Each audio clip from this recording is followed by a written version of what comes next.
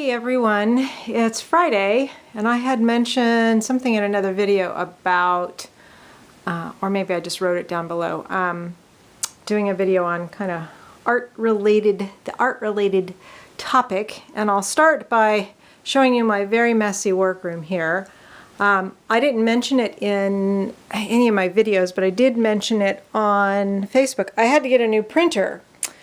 My old printer just stopped working right, and when I considered how much it was going to cost to potentially fix it, and I've had it for 10 years, I figured it was going to be more cost effective to have a new printer, and one that will make larger prints. I will be able to print up to, I think, 13 by 19. So if I want to do big 12 by 12 square encaustics, or when I do my long ones that are like this one right here, that are 12 by 24, instead of having like 6 sections I have to piece together, I can just do it in halves. But I'll show you some prints I picked up today that I did have the printer make. This is one that I had on Instagram actually, and Facebook, and a friend of mine liked it so well, you can't see it very well here, she asked for a print of it. So it's kind of an abstract from the river, and it's on some really nice heavy paper. And then I had her print one of my 12 by 24 overlapping, I call them faux panoramas.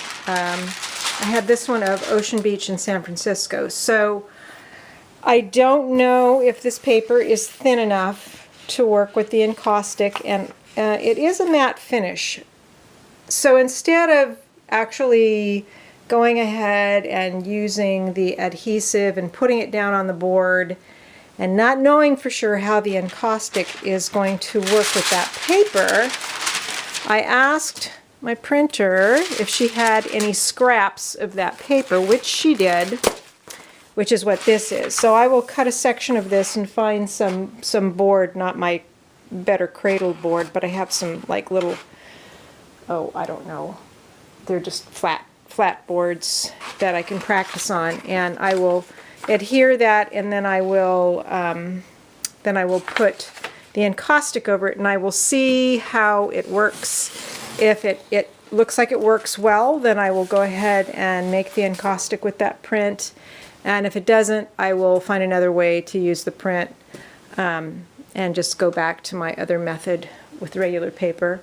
This is how far I am. I stopped this for a few days because I've been working on scanning some new negatives, but I only have like 5 more of the petals to do, and I actually ordered some new amber beads because I didn't know how long these ones would last me. They'll probably last me through this one, but if I go on to others where I'm wanting to use the amber beads, I'll need more. And then when I was on the site, I saw these really cool, let me get the light right on them. They're red beads. Are you going to focus for me or not? That's so frustrating. Anyway, trust me, they're very cool. And I got some actual beading thread, and I got my needle threaders, because these little beading needles are so, the eye is so incredibly tiny, you can't even see it on here. It's, yeah, where are we? There we are. This isn't going to focus on it, but trust me, there we go. It's a very tiny eye and very difficult to do. Okay, so that's the art stuff down here. My discussion on art we will take upstairs. That's that one that's completed right there. I really like that one. I'm going to have to put it in a better place though, figure out what I'm going to do with it, frame it or something. I'm going to take my tripod upstairs, and we're finally warming up today. I can finally open the windows. We had it cold for a couple of days, but now it's getting nicer, and it's going to be warm over the weekend. When it was freezing so much, I decided to bring in some of my little daffodils Aren't those cool? They're a cool kind of daffodil that I have blooming out front. I got a bunch of seeds the other day from a great big greenhouse. I wanted to get some sunflowers. I got a bunch of poppies because this is the time to put in poppies before it gets too warm. And then I got some sweet peas and some zinnias. So I will be putting some of those in. And then I have all these plants to put in. The pansies were half price.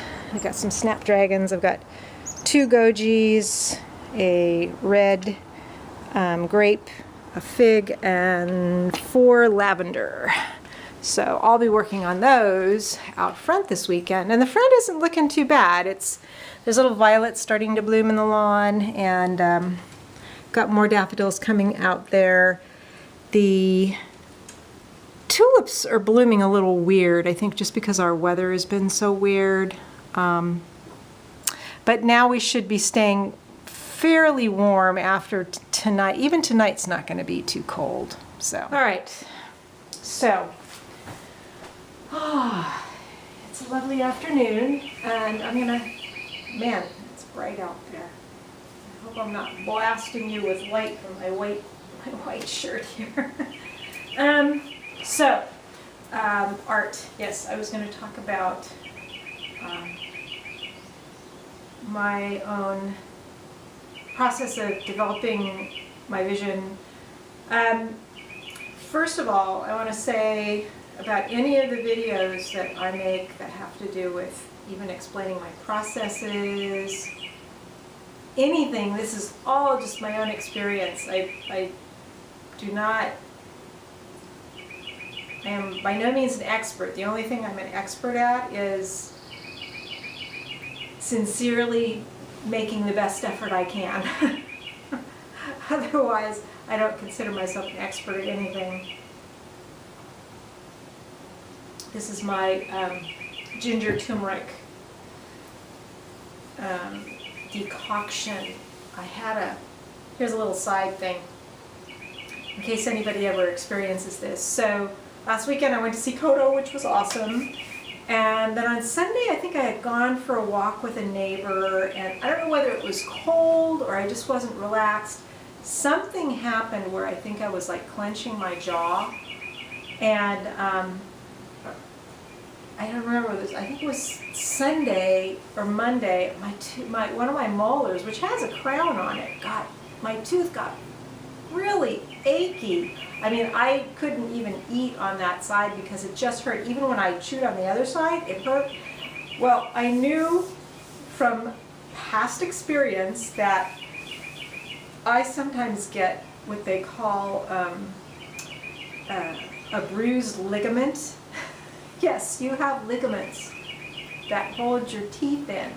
And if you bite down on something hard, or you grind your teeth, or you have sinus stuff, it can cause those ligaments to become inflamed. So then I took so it was so bad one night that I took some ibuprofen.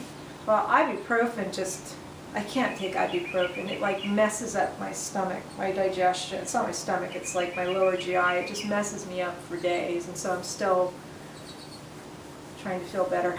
Anyway, not that you needed to know that. So, all right, so anyway, I had a comment on a very old video that was about one of my cameras, my Agfa Isolette, which is a medium format folder camera from like the 50s. It's a camera a friend of mine gave me, and it's completely manual. There's nothing automatic about it. And I don't even know what I said in the video because it's from, gosh, 2010 at least. Clearly I said something that made this one person very indignant in their comment. I must have been talking about understanding how to get a proper exposure with it, and what I do with my photography is that I tend to use a camera for a while to understand, you know, visually what the light is and the speed of film that I'm using, and how to get the kind of exposure that I want for for the picture that I take. Well, this person's comment was, nonsense. You have to use a light meter to get proper exposure. And it's like, well, if you had said, well, I find that I really do need to use a light meter all the time to be very accurate, I could have accepted it. But when somebody starts their comment with nonsense, it's just like, okay. So I commented back and I said, oh, I don't disagree. And I just kind of said, this is videos from several years ago. I don't even remember what I said.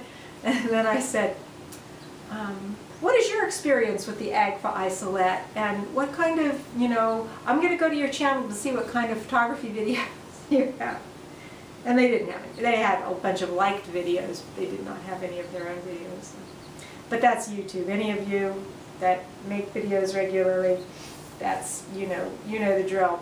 So, but it got me thinking about how I present myself and how I work. And I'm an extremely non-technical person. I do a lot of stuff by trial and error. I learn by experience. I have to, it's very difficult for me to stop and read instructions on something. That's actually why I really like IKEA instructions for furniture, because they're completely visual.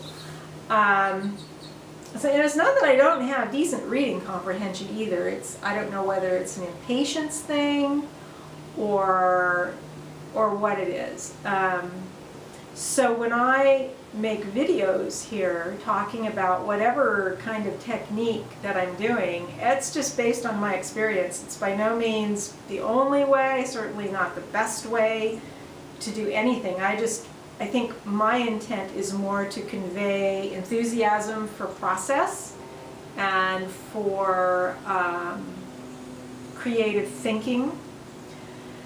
And that kind of brings me to how I create my own artwork.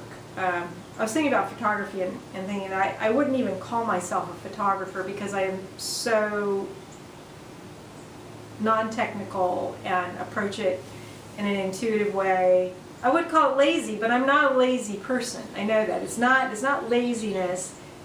There's probably a sense of impatience there.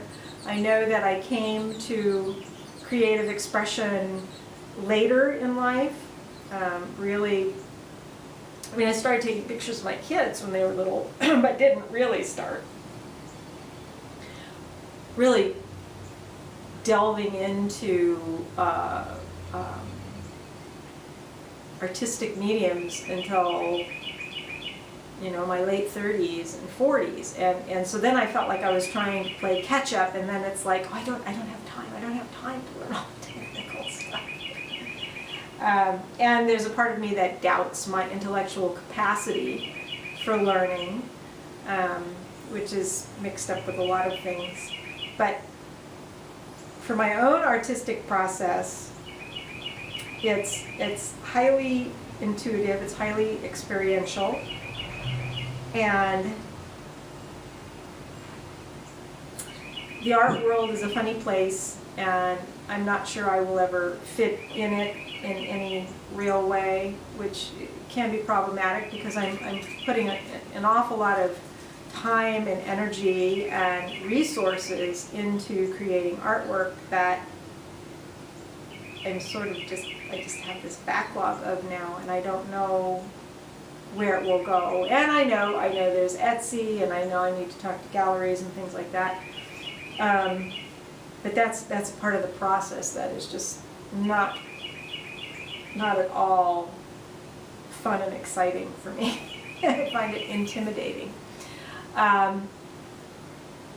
So I guess I'm going to kind of segue here a little bit to just talk about art making in general and what is important for me in my own art making. And I think probably the most important thing is that it remains highly authentic and genuine to my own experience and expression. I look at other people's artwork and I look at other photography. If I look at photography, just regular photography, I can do it and appreciate it and not be too concerned that I am going to unintentionally copy someone else. I recently saw somebody's work, and I had actually seen it before, and then a friend said, "Oh, have you seen this person's work?" And I knew immediately the well-known photographer whose art it looked like to me. Some of the work almost exactly like what this other photographer had done, and so I actually don't look at a lot of other artwork because I want to remain authentic. I shouldn't say that. That's not really true. I do look at artwork, but I make the effort to not try to do anything like somebody else has done. Maybe incorporate some ideas, but still try to find that place within myself that the artwork kind of bubbles up in a very genuine and authentic fashion. And I think that's really important, and I think the more that I do that, or the more anyone does that, the more authentic the work is, the more it actually resonates with other people, because it's like people can tell when something's authentic. Well, I don't know, I can. I can tell when something looks really authentic and when something just is technically perfect. And that's the other thing about the comment, and I totally respect anybody who has the patience and has worked hard to create a very precise, technical ethic in their photography, but I just can't do it. All right, can't. I probably could, but I'm not sure that would make my artwork any more authentic. And I'm thinking that I need to go through a process of feeling like my work is valid, feeling like my work is at a place where I have a lot of confidence in what it is, and I think I'm getting there before. It's like, for me, that has to come first before I start worrying about the details of technique. And then if there is a technique that I think will serve the work, then I will go ahead and learn it. Otherwise I'm kind of casual, I guess. But if I were to say the most important thing for me in my own work, it's that it's authentic, and that when somebody sees it, they might be able to say, "Oh, yeah, I recognize that. That's like, you know, that's so-and-so's work." Not that all that many people see my work, but yeah, for some reason I thought I had a lot more to say on this, but isn't it good that I don't? I don't know, what are your thoughts on art making and artwork, and how do you approach your own work? I'm coming at it from totally outside. I mean, I'm not exactly an outsider artist because I've done workshops and things like that, and I don't think that necessarily means what I might think it means. But it's still, you know, I'm not coming at it from a from learning process in a very methodical way, and I bounce around from one kind of project to another. I actually brought that up as a concern many years ago when I first got involved with a little co-op gallery in Oakland, and the guy that was starting the co-op saw my work in some group, I think it was Pro Arts, in Oakland, and there were just a couple of small pinholes of trees, and he really liked them, and so he said, "Do you want to be part of this?" So I said, "Sure." And I was talking to him once, and I said, "You know, I'm a little concerned. I don't really work in big themes and big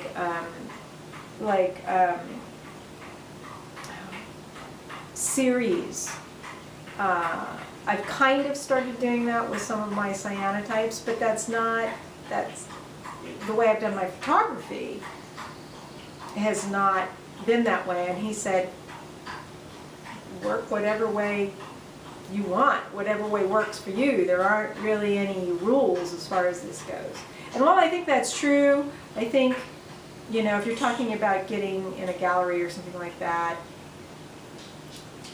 you know, you've got to show a body of work that has some sort of cohesiveness. But I am starting to do that with the encaustics and with the cyanotypes. With the photography in general, if you look back over the 15 years or however long I've been doing it, longer than that, there will be themes that emerge, but I don't set out typically to, I'm only going to, you know, be shooting this and making prints of this for a certain amount of time. That's really not the way I've done it.